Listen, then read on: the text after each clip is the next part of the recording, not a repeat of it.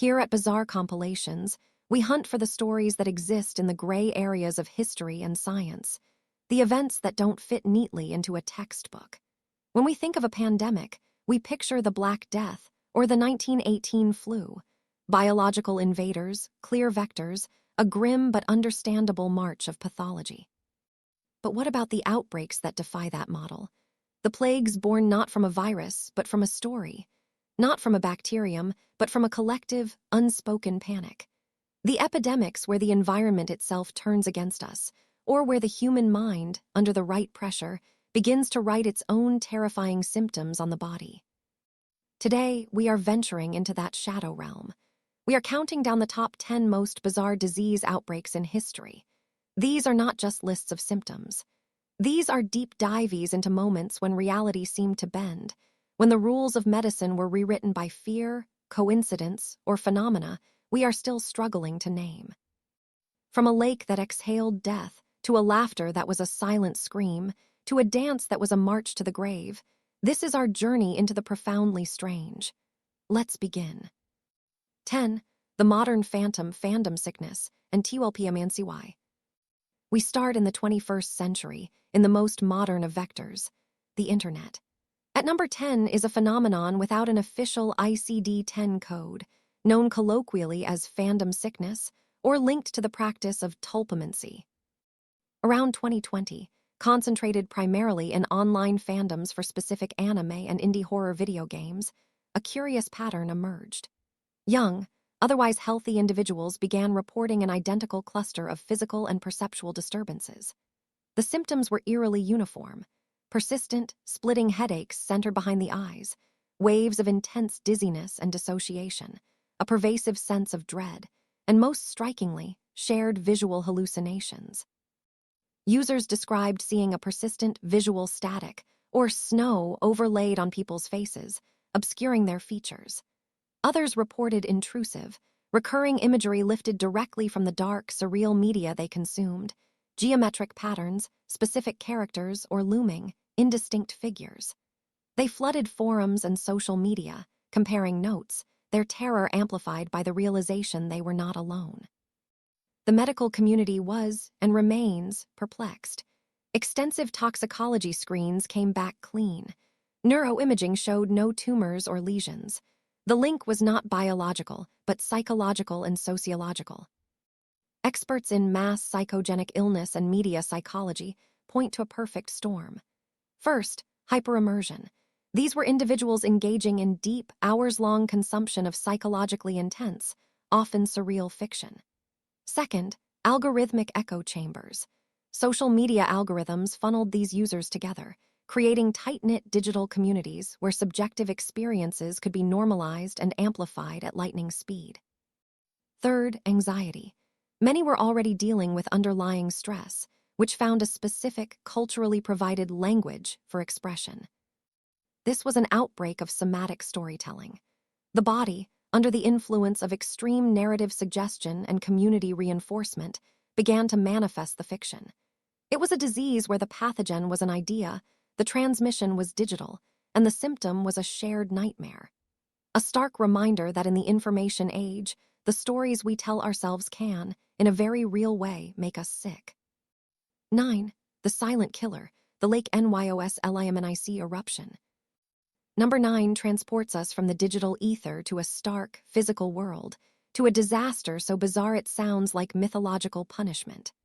On the evening of August 21, 1986, around Lake Nyos in northwest Cameroon, the world simply stopped breathing. Lake Nyos is a meromictic lake, a deep, volcanic crater lake where layers of water do not mix. Over centuries, carbon dioxide, seeping from the magma below, had dissolved into the cold, dense water at the lake's bottom, building up like gas in a sealed soda bottle. Something triggered an upset, a landslide, a small volcanic tremor, a seasonal temperature change. The result was a limnic eruption. Imagine opening that shaken soda bottle on a planetary scale. In a catastrophic, sudden overturn, the lake literally belched. An estimated 1.6 million tons of colorless, odorless carbon dioxide erupted from the depths, forming a dense, invisible cloud over 50 meters, 160 feet, thick. This lethal fog, heavier than air, flowed like a river down the surrounding valleys at nearly 50 kilometers per hour. The effect was not a disease in any traditional sense, but it presented as a sudden, silent, and total epidemic of death. The gas displaced all breathable oxygen. Villagers in Nios, Cam, Cha, and surrounding areas went to bed and never woke up. Over 1,746 people and roughly 3,500 livestock were found dead the next morning. The scenes were hauntingly placid. People lay where they fell, with no signs of struggle, no burns, no convulsions. A man was found seated on his motorcycle, hand on the key. Families were together in their homes. The outbreak had a single, environmental source and an instantaneous, blanket effect. Survivors on higher ground reported a strange smell, likely sulfur dioxide mixed with the CO2, a faint rumbling, and then feeling weak and out of breath. In the aftermath, the lush valleys were turned into open-air morgues, and the lake's once blue surface had turned a rusty, bloody brown from churned-up iron deposits. Today, scientists have installed a pioneering, degassing system, a giant soda straw, if you will, to slowly siphon the CO2 from the lake's depths and prevent another eruption. Lake Nyos stands as a monument to a terrifying truth. Sometimes, the environment itself can hold its breath for centuries, and then exhale just once with apocalyptic consequences. 8. The diplomatic enigma, Havana Syndrome. At number 8, we enter the shadowy world of geopolitics and unexplained illness, the ongoing mystery of Havana Syndrome. This is a 21st century outbreak where the symptoms are clear, but the cause is a hall of mirrors. It began in late 2016.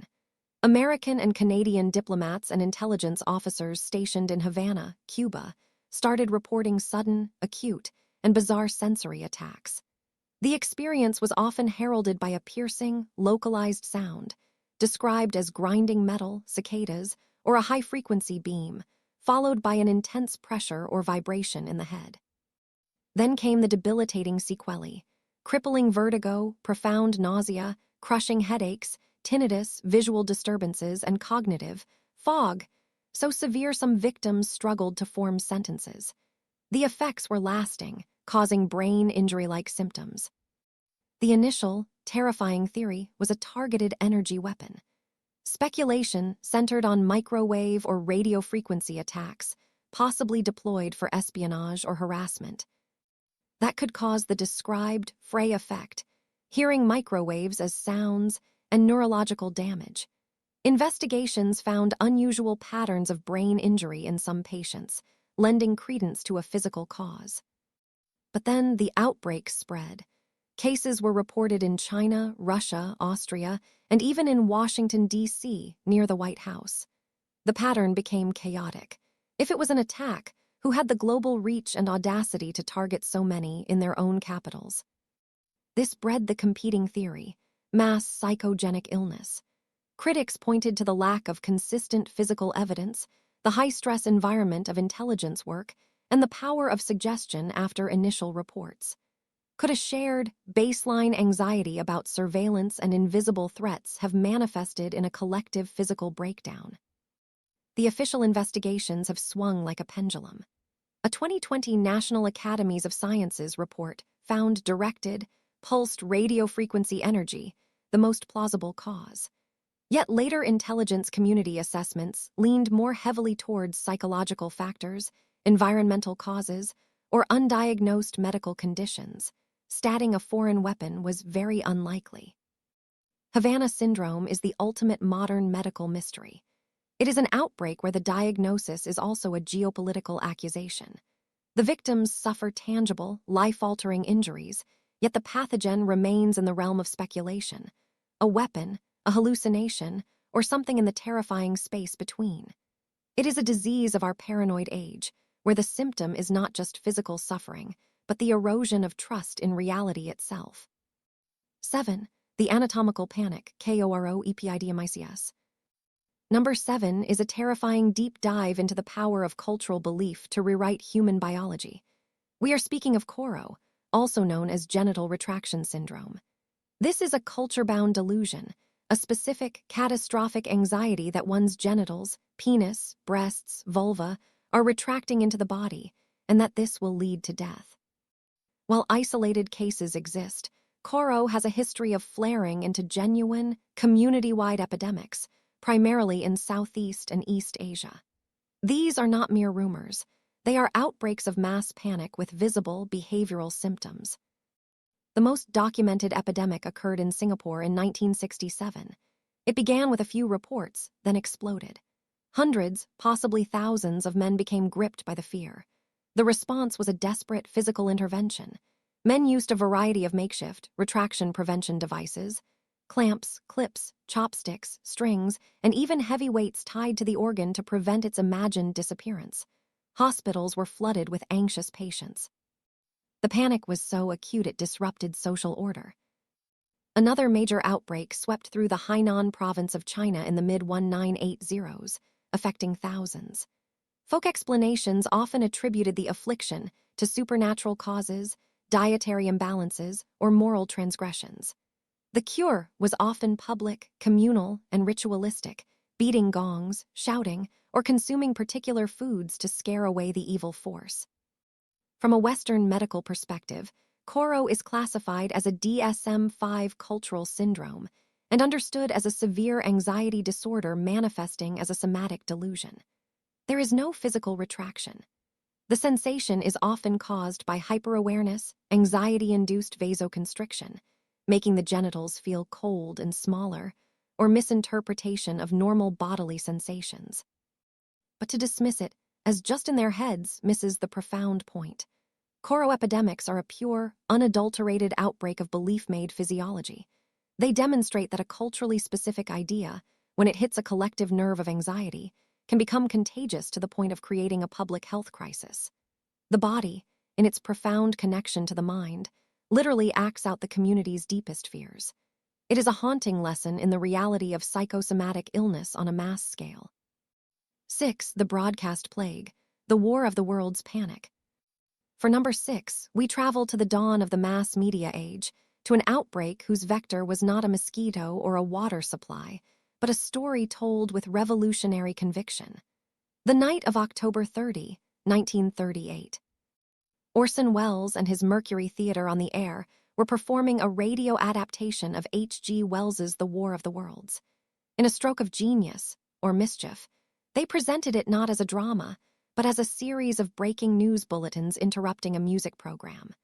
For listeners who tuned in after the opening disclaimer, the experience was seamless and horrifyingly real. "Ladies and gentlemen, I have a grave announcement to make," began the faux newsman. Reports followed of a strange cylinder landing in Grover's Mill, New Jersey, of Martians emerging with heat rays, of the National Guard being incinerated, of poison black smoke drifting over New York City. The effect was an instant, national pandemic of terror. This was not a slow spread. It was a simultaneous ignition. Thousands of people across the United States reacted as if the invasion were real. They flooded streets in pajamas, packed roads trying to flee cities, called police and newspapers, overwhelming the switchboards, wrapped their heads in wet towels against the poison gas, and even reported seeing the flashes of Martian weapons on the horizon. Studies later estimated about 1.2 million people were genuinely frightened or panicked. While the myth of nationwide, riotous hysteria was exaggerated by newspapers embarrassed they'd been scooped by radio, the physiological impact was very real.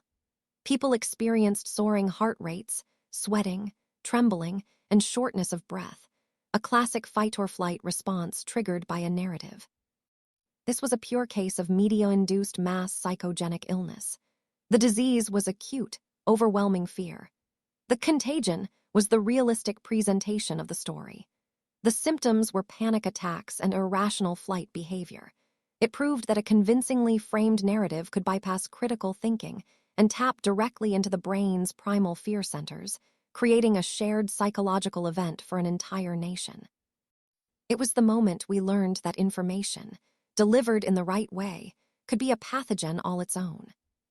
5. The Phantom Assailant, the Halifax Slasher Panic. Number 5 is a masterclass in how fear can conjure a monster from thin air. Halifax, England, November 1938.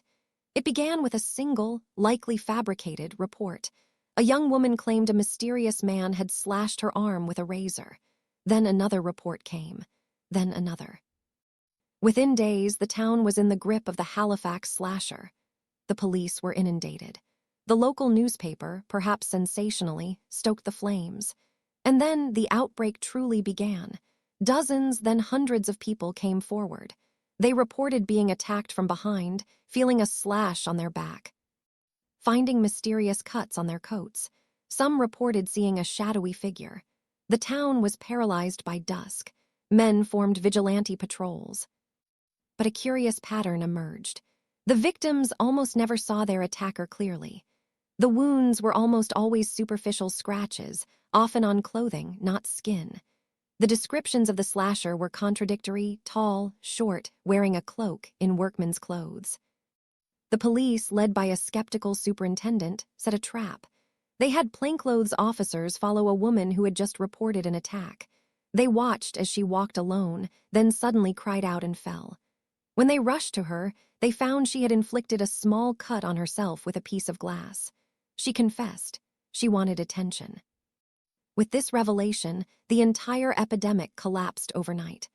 Almost every single reported attack was revealed to be a hoax for attention or to get out of work, a misinterpretation, catching a coat on a nail, or, most fascinatingly, genuine psychosomatic injury. This latter phenomenon is key. In an atmosphere of overwhelming collective suggestion, the mind can generate real physical sensations, the feeling of a touch, a blow, even minor cuts. Psychogenic dermatological conditions are well documented. The Halifax slasher was a phantom, but the fear he generated was so potent it created its own physical evidence. It was a pure outbreak of sociogenic illness, where the only real pathogen was the idea of the slasher itself, transmitted through gossip and newspaper headlines. The town didn't have a criminal.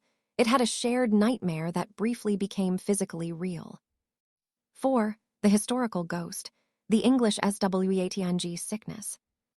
At number 4, we encounter a disease that is a true historical ghost, a lethal, terrifying epidemic that appeared, ravaged, and vanished without leaving a clear trace for modern science. The English sweating sickness. It first struck with the army of Henry Tudor in 1485, then returned in devastating waves in 1508, 1517, 1528, and finally, 1551. Its profile was bizarre and terrifyingly swift. It targeted the young, the hardy, and the wealthy, the opposite of most diseases that prey on the weak. It began with sudden, intense rigors, shivering, followed by a profuse, drenching sweat, hence the name, an overwhelming headache, severe limb and abdominal pain, and a racing heart. Delirium and an irresistible desire to sleep followed. If you succumbed to the sleep, you often did not wake up. Death could come in under 24 hours. The mortality rate was staggeringly high, between 30% to 50%. And then, after 1551, it was simply gone. It never returned to England. A similar, possibly related disease called the Picardy sweat appeared in France later, but the classic English sweat vanished from the historical record. To this day, its cause is one of medicine's great cold cases. The suspects are numerous, but all lack definitive evidence. A hantavirus, similar to the modern hantavirus pulmonary syndrome, which causes rapid respiratory failure. An unknown arbovirus, spread by insects or mites. A particularly virulent and now extinct strain of influenza or enterovirus. A form of relapsing fever, spread by ticks or lice. The problem is forensic. We have no tissue samples, no DNA to test. We only have the often colorful but imprecise descriptions from Tudor chroniclers. The sweating sickness is a haunting reminder of the impermanence of pathogens. A microbe can dominate a century, shape history by killing kings and halting armies, and then simply retreat into some unknown environmental reservoir or evolve into something benign, leaving behind only the echo of its terror in old texts. It is the ultimate unsolved outbreak. 3. The intoxicating catastrophe, the London beer flood. Number 3 provides a moment of darkly comic, literal tragedy, an outbreak where the intoxicant was the environment itself.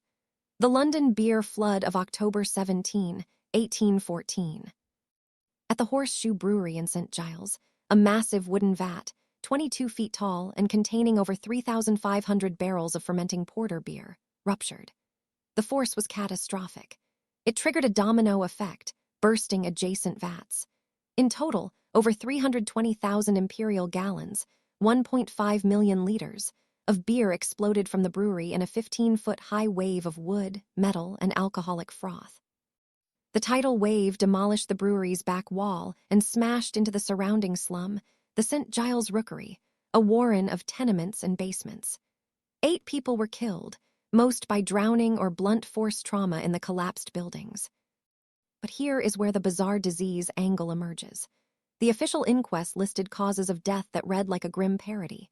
Drowning, crush injuries, and for one victim, suffocation by fumes and intoxication. The impoverished residents of the Rookery, seeing their streets and cellars flooded with free, strong beer, rushed out with pots, pans, and buckets to drink it.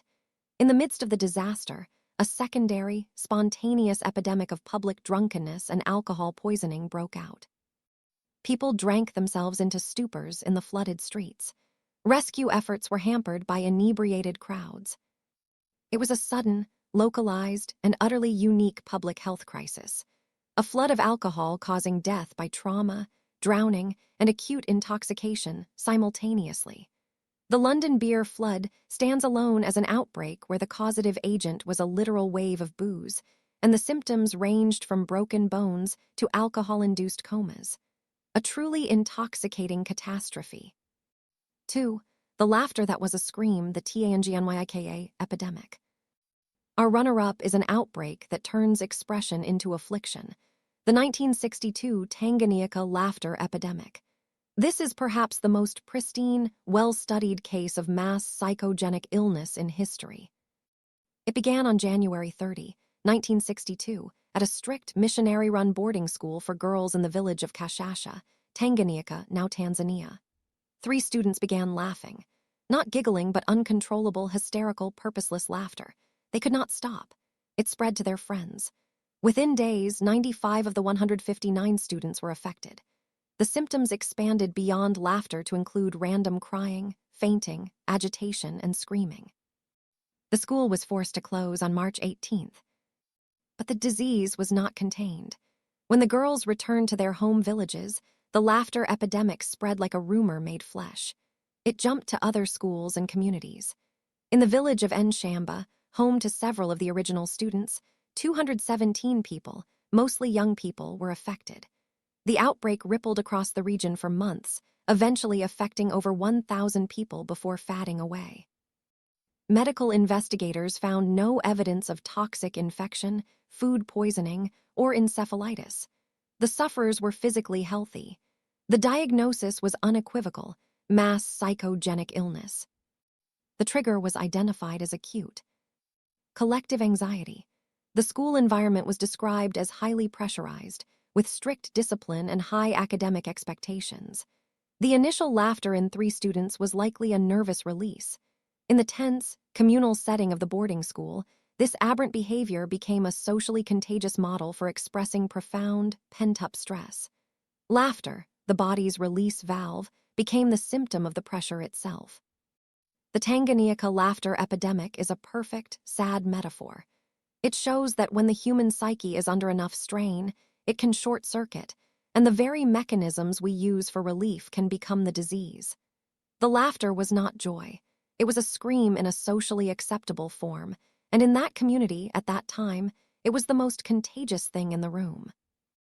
37 30 42 00 1. The Dance of Death, the Strasbourg Dancing Plague. And now, number 1. The outbreak that synthesizes all the themes of our list: mass hysteria, potential toxic poisoning, medieval terror, and the utter breakdown of reason. The event that stands as history's most visceral and haunting question mark: the dancing plague of Strasbourg, 1518. The stage was a tinderbox. Strasbourg in the Holy Roman Empire was reeling. Years of failed harvests had caused severe famine. The Black Death was a living memory. Syphilis was a new, terrifying scourge. Superstition and apocalyptic religious fervor saturated daily life. Society was primed for a catalyst. In mid-July 1518, the catalyst emerged. A woman named Frau Trophia, sometimes called Trophia, stepped into the street and began to dance. Not a measured step, but a frantic, jerking, compulsive movement. She danced alone in a visible state of distress for 4 to 6 days straight. Exhaustion would claim her briefly, then she would rise and continue. Then, as if a spell had been cast, others joined. A dozen, then 50, then over 400 people from all walks of life were seized by the same uncontrollable mania. They danced in the squares, in the streets. Their faces were contorted in fear and agony, not joy. They screamed for help even as their limbs flailed. They danced until their feet were bloody pulps. They danced until bones fractured from the relentless motion. They danced until their hearts gave out, dropping dead from myocardial infarction, stroke, or sheer exhaustion. Contemporary chroniclers describe the relentless, hellish thudding of feet, the gasps, the collapses. The city council, operating on the prevailing humoral theory of medicine, made a decision of catastrophic folly. They believed the dancers suffered from an excess of hot blood that needed to be expelled through activity, so they prescribed more dancing. They cleared 2 guild halls and the grain market. They built a wooden stage. They hired professional dancers and musicians to keep the afflicted moving, hoping they would dance the fever out. It was like pouring oil on a fire. The music and sanctioned environment only intensified the mania, drawing in more victims. The cure was fueling the plague. So what was it? Modern retrodiagnosis offers 2 primary, competing theories, both chilling. 1. Ergot poisoning, St. Anthony's fire. The famished populace likely ate rye bread contaminated with ergot claviceps purpurea, a fungus containing alkaloids related to LSD. Ergotism causes 2 sets of symptoms: the gangrenous form, limbs turning black and falling off, and the convulsive form. The convulsive form presents with muscle spasms, tremors, crawling sensations on the skin, formication, hallucinations, and mental confusion. The dancing could have been the writhing, spasmodic movements of people in a shared, toxic psychosis. 2. Mass psychogenic illness, dancing mania. This theory holds that in a community shattered by stress, a single individual's breakdown, Frau Trophia's, provided a template. In a culture deeply believing in curses, saints, and demonic possession, her actions became a powerful social signal.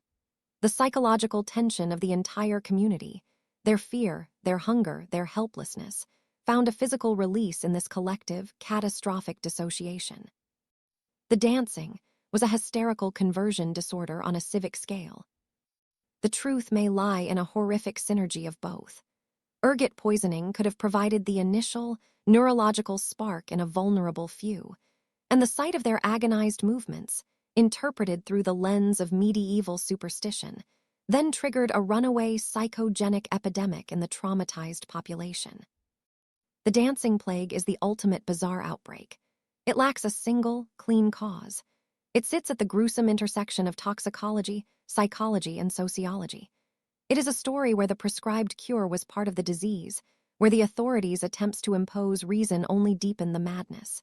It is a stark, unforgettable illustration that when the bonds of a society are stretched to breaking, the human body can become the stage for its collective breakdown. A dance macabre, not of skeletons, but of living, terrified people, dancing to a tune no one else could hear, until the music stopped for good.